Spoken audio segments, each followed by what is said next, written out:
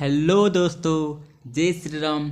जय जय श्री राम। स्वागत है आपका अपना यूट्यूब चैनल एविजन फोरम में। दोस्तों, एक बार फिर मैं आपके लिए वन दरोगा और प्रतिरूप सहायक के लिए इम्पोर्टेंट क्वेश्चन लेकर आया हूँ, जो कहने के किसी न किसी एग्जाम में पूछे गए हैं।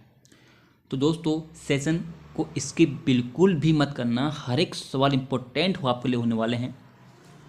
अगर आपने एक भी सवाल को स्किप किया तो जो लेवल है सवालों का, जो इम्पोर्टेंट से है जो सवाल की, उसको आप मिस कर जाएंगे। तो दोस्तों, बने रहेगा हमारे चैनल पे। और अगर आप हमारे चैनल पर नए हैं तो प्लीज़ चैनल को सब्सक्राइब, लाइक और शेयर ज़रूर कर देना। तो पढ़ते हैं आज का सवाल नंबर 1 के साथ।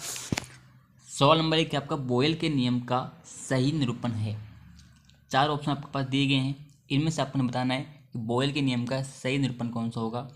तो दोस्तों, हम आपको बताएं, इसका आंसर होगा ऑप्शन नंबर ए। ऑप्शन नंबर ए, ये बोयल के नियम का सही निरूपण हो जाएगा। इंपॉर्टेंट सवाल था, एग्जाम में और यूके त्रिप्रासी पूछ सकता है। बढ़ते हैं अगले सवाल की ओर। अगला सवाल है आपका, एक खगोलीय दूरदर्शी की आवर्धन क्षमता 10 है और उसके अभिनेत्रक लेंस की फोकल दूरी 20 सेंटीमीटर है। इसके अभिदृश्यक लेंस की फोकल दूरी क्या होगी? यानी दोस्तों, आपको मैग्नीफाइंग जो पावर है आपको वो दे रखी है 10। आपको आईपीस की जो फोकल लेंथ है वो दे रखी है 20 सेंटीमीटर। आपने ऑब्जेक्टिव लेंस जो होती है आपको उसकी फोकल लेंथ आपने बतानी है। तो इसका एक फॉर्मूला होता है दोस्तों, आपको पता होगा। मैग्नीफाइंग पावर जो आपकी होती है आपकी ऑब्जेक्टिव लेंथ की, जो ऑब्जेक्टिव लेंस की जो फोकल लेंथ होती है अपॉन में आईपीस की फोकल लेंथ। तो मैग्नीफाइंग पावर है आपको दे देखिए 10 बराबर, ये आपको निकालना है अपॉन में एफ। ये आपके पास जो, एक मिनट दोस्तों, ये आपको हो जाएगा 10। ऑब्जेक्टिव लेंस की फोकल लेंथ निकालनी है आपको और आई पीस का आपको तरीके 20। तो ये जो निकलेगी आपकी वो यहाँ से मल्टीप्लाई में हो जाएगा, यानी 20 गुने के 10 हो जाएगा। 20 मल्टीप्लाई 10 यानी 200। तो इसका आंसर हो जाएगा आपका 200। आई होप आपको समझ में आया होगा। 200 हो जाएगा, 20 गुने के 10 करोगे आप सिंपल से 200 सेंटीमीटर आ जाएगी। यानी ये ऑब्जेक्टिव लेंस की जो होती है फोकल लेंथ वो निकल के आ जाएगी आपकी 200 सेंटीमीटर। आई होप आपको समझ में आया होगा। बढ़ते हैं अगले सवाल की ओर। निम्न चित्र में प्रदर्शित किस तर्क द्वार की बातें कार्य करता है? तो ये आपको कौन सा लॉजिक गेट दिया गया है? आपको सवाल इंग्लिश में मिलेंगे। The circuit shown in following figures what's is logic gate? Option A आपके पास NOR, ऑप्शन बी है NAND, ऑप्शन सी है OR, ऑप्शन डी है AND। तो इसको मैं बताऊं, इसका आंसर हो जाएगा आपका option number B. Option number B इसका राइट आंसर हो जाएगा। बढ़ते हैं अगले सवाल की ओर। सौर मंडल में ग्रहों की गति किसके संरक्षण का एक उदाहरण है? आपने बताना है कि सौर मंडल में जो ग्रहों की जो गति होती है वो किसके संरक्षण का एक एग्जाम्पल है। इंग्लिश में आप देख सकते हैं। ऑप्शन ए है आपके पास ऊर्जा, ऑप्शन बी है रेखीय संवेग, ऑप्शन सी है कोणीय संवेग, ऑप्शन डी है द्रव्यमान। तो इसका राइट आंसर और इसका सही आंसर जो बनेगा वो बनेगा आपका कोणीय संवेग। Option number C is the right answer, angular momentum. दोस्तों, अगर आपको हमारे सवाल और हमारे क्वेश्चन अच्छे लगे तो प्लीज़ लाइक, शेयर और सब्सक्राइब जरूर करना चैनल को, ताकि हमें मोटिवेट मिल सके। बढ़ते हैं अगले सवाल की ओर। यदि V, A और X क्रमशः किसी सरल आवर्त गति करने वाले कण के वेग, त्वरण व विस्थापन हैं तो माध्य स्थिति पर क्या होगा आपने बताना। ऑप्शन आपके पास दिए गए हैं। आपको दिया है जो V है आपका वो आपका वेग है, A आपका है त्वरण और X है आपका विस्थापन। तो माध्य स्थिति पर क्या होगा? माध्य स्थिति पर आप दोस्तों, आपका इसमें जो राइट आंसर बनेगा वो बनेगा ऑप्शन नंबर बी। V अधिकतम और X व A शून्य है माध्य स्थिति पर।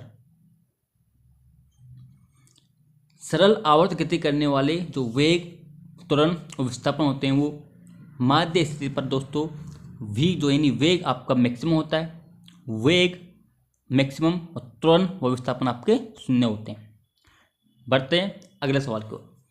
ध्रुवित प्रकाश के कंपन तल व ध्रुवन तल के बीच का कोण क्या होता है? ऑप्शन ए आपके पास 0 degree, option B 90 degree, option C 180 degree, option D 145 degree. तो ध्रुवित प्रकाश के कंपन तल व ध्रुवन तल के बीच का कोण होता है आपका 90 degree. Option number B is the right answer हो जाएगा। बढ़ते हैं अगले सवाल की ओर। एक व्यक्ति एक लेंस को साधारण सूक्ष्मदर्शी की तरह उपयोग करता है, उसे दिखाई देगा। अब एक व्यक्ति एक लेंस को साधारण सूक्ष्मदर्शी की तरह उपयोग करता है, उसे दिखाई देगा। ऑप्शन ए आपके पास लिखा है उल्टा आभासी प्रतिबिंब, ऑप्शन बी है उल्टा वास्तविक आवर्धित प्रतिबिंब, ऑप्शन सी है सीधा आभासी आवर्धित प्रतिबिंब, ऑप्शन डी है सीधा वास्तविक आवर्धित प्रतिबिंब। तो इसका राइट आंसर बनेगा दोस्तों आपका ऑप्शन नंबर सी, सीधा आभासी आवर्धित प्रतिबिंब। इंपॉर्टेंट सवाल था। बढ़ते हैं अगले सवाल की ओर। दिए हुए चित्र में लॉजिक गेट दर्शाता है, तो आपने ये बताना है कि कौन सा लॉजिक गेट को दर्शाता है, OR, NOT, NAND या XOR। तो इसका राइट आंसर बनेगा आपका option number A OR gate. ये OR गेट को दर्शाता है। इससे भी आपको सवाल देखने को जरूर मिलेंगे। बढ़ते हैं अगले सवाल को। गैस समीकरण PV बराबर nRT का अनुसरण किया जाता है केवल समतापीय प्रक्रम में, केवल रुद्धोष्म प्रक्रम में, या ए और बी दोनों में, या इनमें से कोई नहीं। इंपॉर्टेंट सवाल है, एग्जाम में बन सकता है। सारे के सारे सवाल इंपॉर्टेंट है, एक भी सवाल को स्किप मत करना दोस्तों। और अगर आपको हमारे सवाल अच्छे लग रहे हैं तो प्लीज़ लाइक, शेयर और सब्सक्राइब जरूर करना।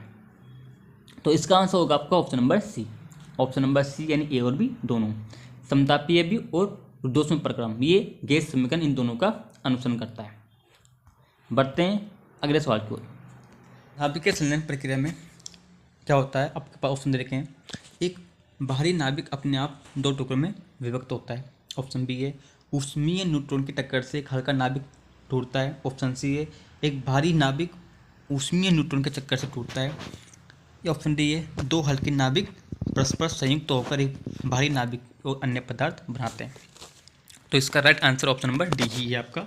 दो हल्के नाभिक परस्पर संयुक्त होकर जब एक भारी नाभिक और अन्य पदार्थ बनाते हैं तो उसी को हम नाभिकीय संलयन प्रक्रिया कहते हैं। इंपॉर्टेंट सवाल था, कई बार एग्जाम्स में पूछे गया है। बढ़ते हैं आज का अगला सवाल। मृग तृष्णा बनने का कारण है, तो आपने बताना है मृग तृष्णा बनने का कारण क्या है।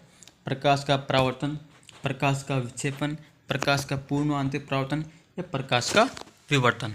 तो क्या हो जाएगा दोस्तों इसका आंसर, आपने बताना है।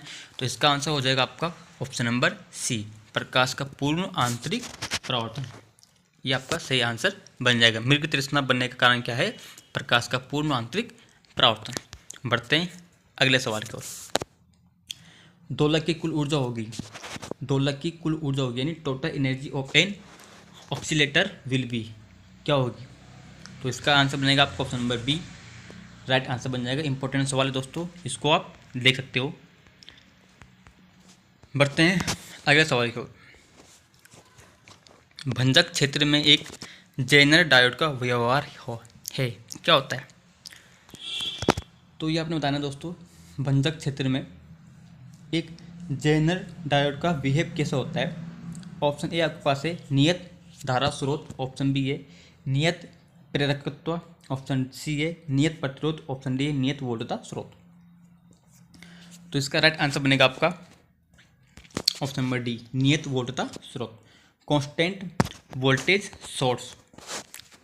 भंजक क्षेत्र में एक जेनर डायोड कैसे बिहेव करता है, एक कांस्टेंट वोल्टेज सोर्स की तरह बिहेव करता है। बढ़ते हैं अगले सवाल की ओर। निम्न में से किस में नियंत्रित श्रृंखला विक्रिया प्रयुक्त होती है। कंट्रोल्ड चेन रिएक्शन ऑक्यूर्स किस में होती है। ऑप्शन ए आपके पास नाभिकीय बंधन ऊर्जा, ऑप्शन बी है नाभिकीय बम, ऑप्शन सी है नाभिकीय रिएक्टर, ऑप्शन डी है पीपी चक्र। तो इसका आंसर क्या बनेगा दोस्तों, इसका आंसर बनेगा आपका नाभिकीय रिएक्टर, न्यूक्लियर रिएक्टर। इसमें कंट्रोल्ड चेन रिएक्शन ऑक्यूर्स होती है। तो ये इंपॉर्टेंट सवाल था आपके लिए, मोस्ट इंपॉर्टेंट सवाल था। बढ़ते हैं अगले सवाल की ओर। एक दिष्टकारी का उपयोग है, अब एक निश्चित कार्य को किस लिए करते हो आप? एसी को डीसी में चेंज करने के लिए या फिर डीसी को एसी में चेंज करने के लिए, नियत वोल्टता को उच्च वोल्टता में चेंज करने के लिए यानी कन्वर्ट करने के लिए, या उच्च वोल्टता को निम्न वोल्टता में कन्वर्ट करने के लिए। तो इसका आपका आंसर बनेगा ऑप्शन नंबर ए, एसी को डीसी में कन्वर्ट करने के लिए।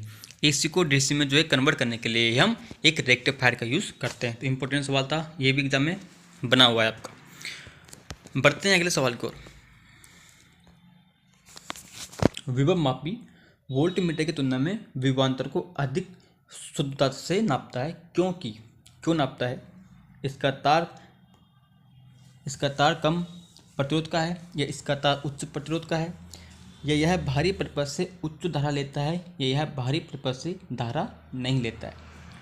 तो विभव मापी वोल्टमीटर की तुलना में विभवांतर को अधिक शुद्धता से नापता है, क्योंकि यह बाहरी परिपथ से कोई धारा नहीं लेता है। ऑप्शन नंबर डी इसका राइट आंसर बन जाएगा। अगेन ये अपने आप में इंपॉर्टेंट सवाल है, सारे के सारे क्वेश्चंस इंपॉर्टेंट होने वाले हैं। सरल आवर्त गति, अगला सवाल है आपका। सरल आवर्त गति में किस विस्थापन पर गतिज ऊर्जा तथा स्थितिज ऊर्जा समान होती है, जबकि आपको आयाम दे देगा ए। तो गतिज ऊर्जा तथा स्थितिज ऊर्जा समान होती है किस विस्थापन पर?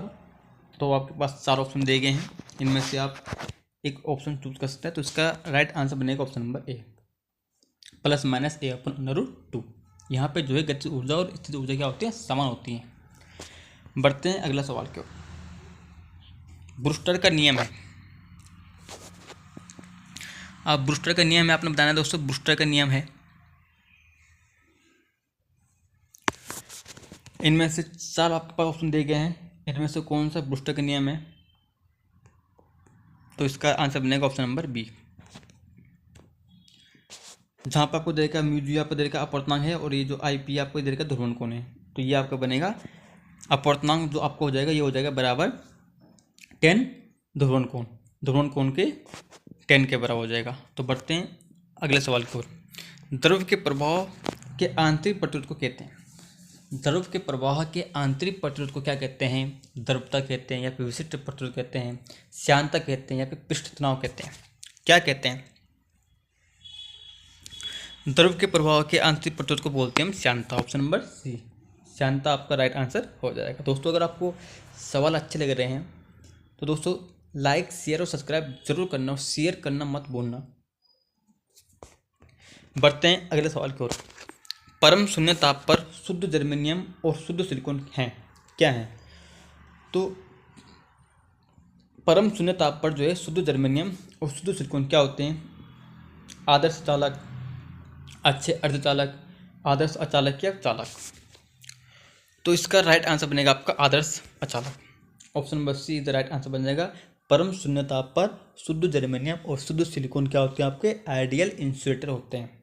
क्या होते हैं? आइडियल इंसुलेटर होते हैं, आदर्श अचालक होते हैं। बढ़ते हैं अगले सवाल की ओर। बलाघूर्ण का एसआई मात्रक है, इंपॉर्टेंट सवाल है अगेन। न्यूटन मीटर, न्यूटन प्रति मीटर, जूल मीटर या जूल प्रति मीटर? तो बलाघूर्ण का एसआई मात्रक आपको हो जाएगा न्यूटन मीटर, सिंपल सा न्यूटन मीटर हो जाएगा। ऑप्शन नंबर ए, न्यूटन प्रति मीटर नहीं होगा, आप इसको देखते हैं न्यूटन प्रति मीटर नहीं होगा, न्यूटन मीटर हो जाएगा सिंपल से। ऑप्शन नंबर ए राइट आंसर बनेगा न्यूटन मीटर। बढ़ते हैं अगले सवाल की ओर। यदि स्रोत का तापमान बढ़ा दिया जाए तो कार्नो इंजन की दक्षता क्या होगी?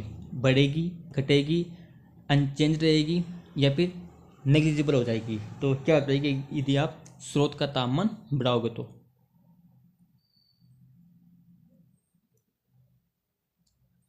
दोस्तों अगर आप स्रोत का तापमान बढ़ाओगे तो कार्नो इंजन की दक्षता क्या होगी दोस्तों? बढ़ जाएगी। ऑप्शन नंबर ए इंक्रीज हो जाएगी। बढ़ते हैं अगले सवाल की ओर। मानव नेत्र में किस प्रकार का लेंस पाया जाता है? उत्तल, अवतल, वलयाकार लेंस या फिर बाइफोकल? तो मानव नेत्र में जो है किस प्रकार का लेंस पाया जाता है? तो आप इसका राइट आंसर बनेगा ऑप्शन नंबर ए, उत्तल लेंस पाया जाता है।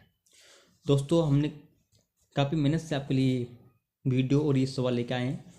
तो दोस्तों हमारे चैनल को सब्सक्राइब, लाइक और शेयर जरूर करना, ताकि हम आगे आने वाले दिनों में भी हम आपके लिए ऐसे इंपॉर्टेंट सवाल लेके आएँ। तो इसके लिए आप हमारे चैनल को सब्सक्राइब जरूर कर सकते हैं। बढ़ते हैं अगले सवाल की ओर।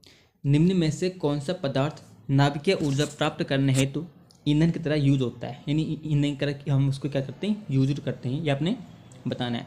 कैडमियम है आपका, क्रोमियम है, यूरेनियम है और एल्यूमिनियम है। तो कौन सा पदार्थ को जो है हम नाभिकीय ऊर्जा प्राप्त करने हेतु ईंधन की तरह यूज करते हैं, तो वो है आपका option number C, uranium. Uranium is the right answer हो जाएगा। यूरेनियम को हम यूज करते हैं एज ईंधन की तरह।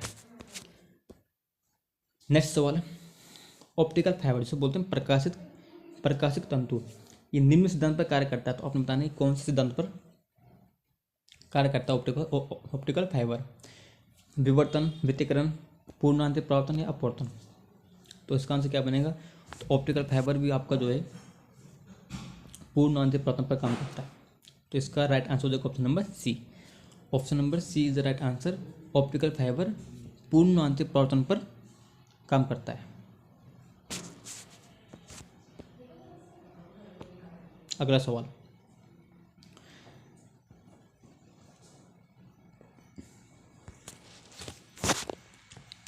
नाभिकीय बंधन ऊर्जा व द्रव्यमान शक्ति के बीच संबंध है।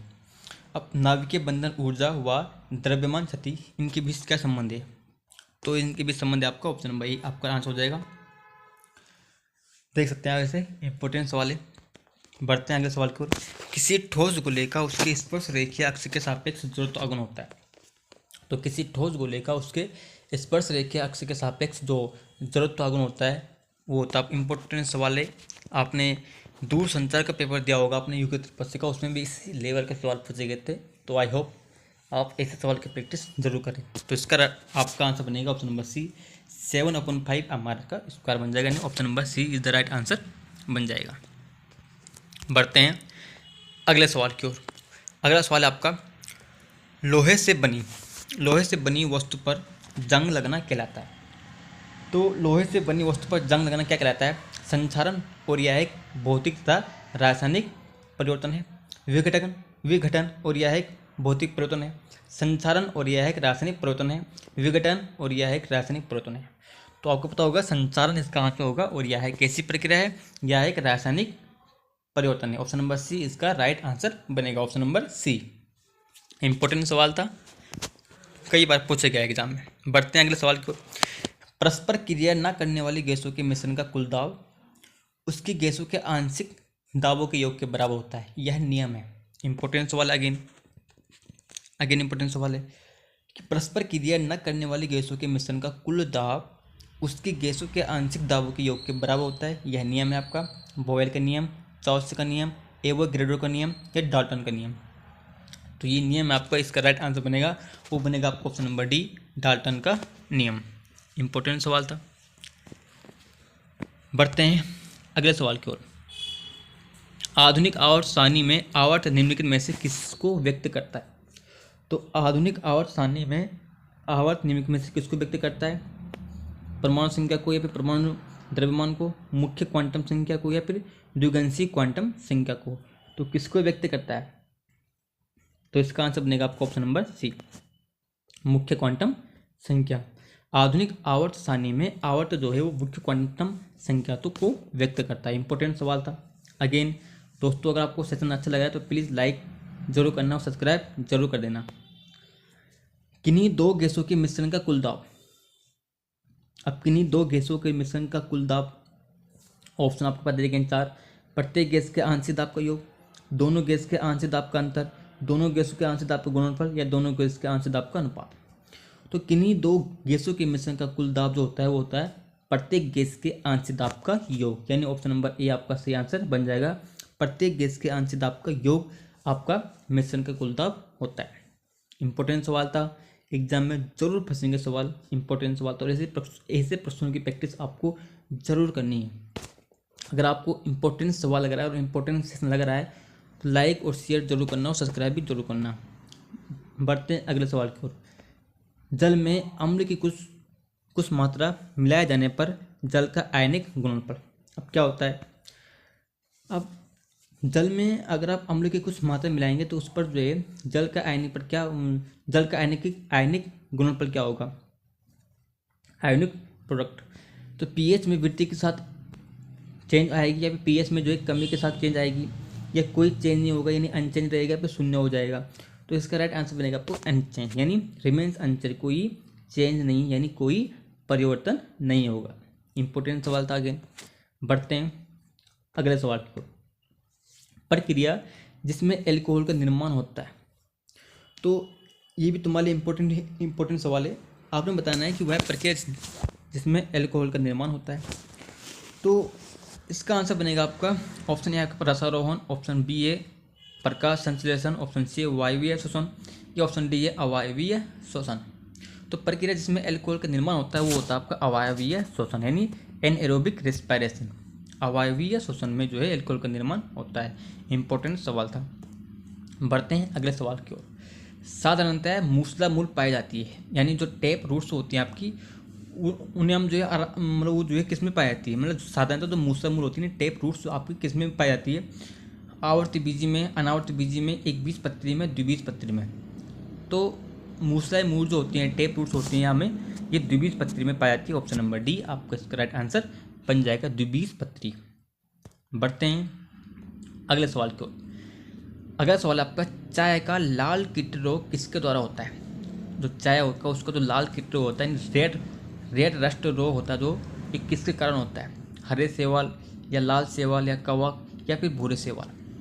तो जो चाय का जो लाल कीट रोग होता है ये आपका हरे शैवाल से होता है, यानी ग्रीन एल्गी से होता है। ऑप्शन नंबर ए इसका राइट आंसर बन जाएगा। बढ़ते हैं अगले सवाल की ओर। उपकरण जिसके द्वारा पेड़ के तने का व्यास मापा जाता है कहते हैं। तो आपने बताना है ऐसा उपकरण जिसके द्वारा आप जो है पेड़ के तने का व्यास मापा जाता है उसे क्या कहते हैं। तो रसकास्ट, अंताकास्ट, या फिर टैलोसिस, या फिर डेंड्रोग्राम।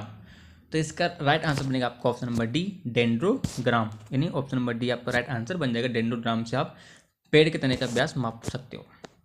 बढ़ते हैं अगले सवाल की ओर। कौन सा एंजाइम भोजन में उपस्थित प्रोटीन्स का पाचन नहीं करता है। अब कौन सा एग्जाम आपका एंजाइम ऐसा है जो भोजन में उपस्थित जो प्रोटीन्स होते हैं उनका पाचन नहीं करता है। ट्रिप्सिन है, कैमोट्रिप्सिन है, या पेप्सिन है, लाइपेस है। तो इसका आंसर बनेगा आपका लाइपेस। ऑप्शन नंबर डी इसका राइट आंसर बन जाएगा। लाइपेस जो है ये प्रोटीन्स का पाचन नहीं करता है भोजन में। तो दोस्तों ये हमारे आज के इम्पोर्टेंट सवाल थे, महत्वपूर्ण सवाल एमसीक्यूज थे जो मैं आपको लेके आया था। और ऐसे ही वीडियो जो ऐसे ही सेशन आपको आगे चाहिए कंटिन्यू, तो आप हमारे चैनल को subscribe, bell icon, share, like सब कर सकते हैं ताकि हमें मोटिवेट मिले। और अगर इस पर रिस्पॉन्स अच्छा आएगा तो हम और मेहनत करेंगे और आपके लिए और अच्छे अच्छे सवाल लेके आएंगे। तो उसके लिए आपको हमारे चैनल को सब्सक्राइब करना पड़ेगा, लाइक करना पड़ेगा और शेयर ज़रूर करना पड़ेगा। तो दोस्तों मिलते हैं आपको अगले वीडियो में, तब तक के लिए धन्यवाद। जय श्री राम, जय जय श्री राम।